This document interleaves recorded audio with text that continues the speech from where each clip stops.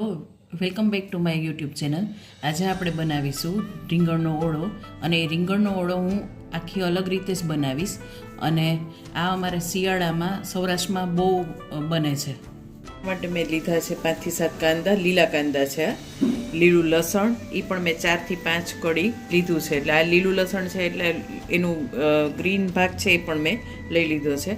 મેથીની ભાજી, લીલા વટાણા, લીલું મરચું, અને આ છે એ મેં 3 રીંગણ છે એ શેકી એની છાલ ઉતારી અને પછી મેશ કરી લીધા હતા. અને આ 2 ટમેટા આપણે લીધા છે. આપણે આ લોયું ગરમ કરવા મૂકી દીધું છે. હવે એમાં આપણે તેલ ઉમેરીશું. ઓળામાં છે ને તેલ થોડું વધારે હોય તો સારું લાગે. તેલ ગરમ થઈ ગયું છે. હવે આપણે એમાં સમારેલા કાંદા એડ કરીશું.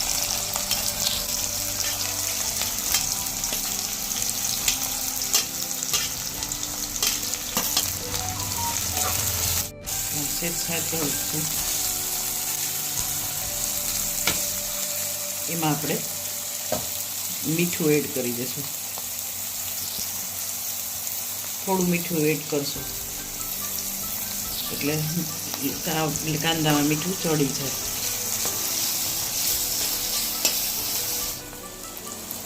આ કાંદા થોડા સતળાઈ ગયા છે. આવા જ સાતળવા દઈશું થોડીક વાર. હવે એમાં આપણે લીલા કાંદા એડ કરીશું. લીલું લસણ લીલું લસણ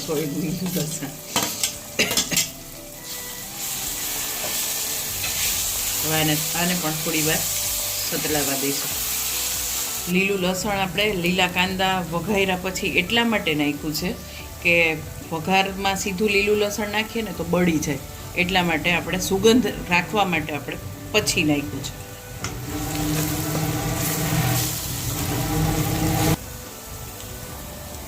હવે આપણામાં આ લીલા વટાણા અને લીલું મરચું એ આપણે એડ કરી દઈશું. હવે આપણે એને સાતળવા દઈશું.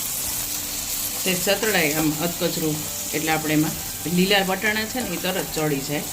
એટલા માટે હું બહુ નહીં રહેવા દઉં, કેમકે એના આખા હોય ને તો મજા આવે. મોઢામાં ચવાયેવા હોય ને તો મજા આવે. હવે આપણે આમાં ટમેટું એડ કરશું.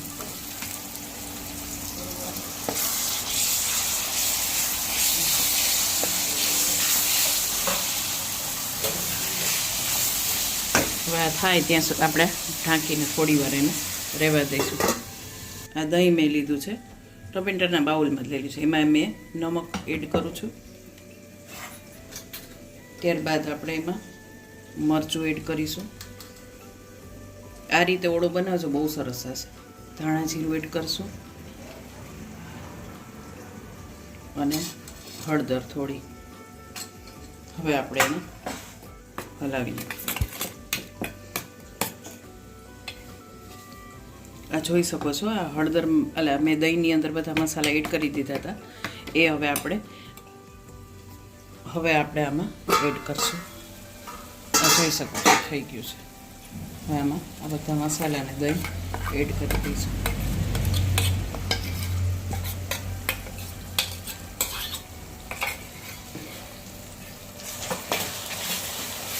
હવે આપણે આને સાતળશું અને થોડું વ્યવસ્થિત હલાવતું રહેવું. હવે આમાં થોડી વાર વધારે સાતળશું. થોડું સતળાય એટલે પછી આપણે એમાં મેથીની ભાજી એડ કરી દઈશું. આ થોડું સતળાઈ ગયું છે. હવે આપણે એમાં મેથીની ભાજી એડ કરી દઈશું. હવે આપણે હવે થોડી વાર છે ને ફરી સાતળવા દઈશું એટલે સેજ તેલ છૂટું પડી જાય. સતળાઈ ગયું છે અને તેલ છે, જો તેલ છે એ એમાં છૂટું આ રીતે પડી ગયું છે. આ અલગ રીતે જ આપણે ઓળો બનાવ્યો છે આજે. આ રીતે ટ્રાય કરજો, બહુ સરસ થશે.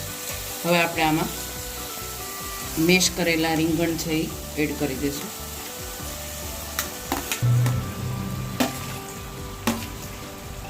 આપણે આ રીતે બધા રીંગણ એડ કરી દઈશું.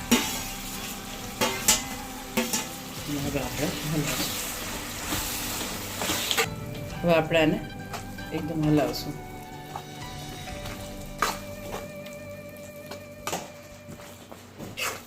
આ રેડી થઈ ગયો છે. હવે આપણે આને 2 મિનિટ રાખી દઈશું અને પછી આપણે એને લઈ લઈશું. આપણે રીંગણનો ઓળો બની ગયેલો છે. હવે આપણે એને ધાણા ભાજી થોડી એડ કરી દઈશું. થઈ ગયો છે રીંગણનો ઓળો. મારી રેસીપી તમને ગમી હોય તો લાઈક, શેર અને સબસ્ક્રાઈબ કરજો.